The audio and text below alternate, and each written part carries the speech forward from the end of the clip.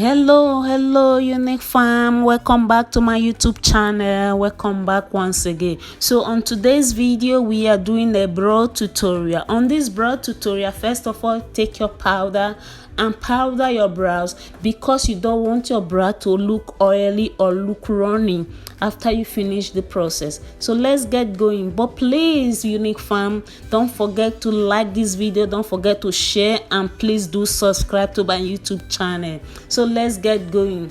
Thank you for stopping by.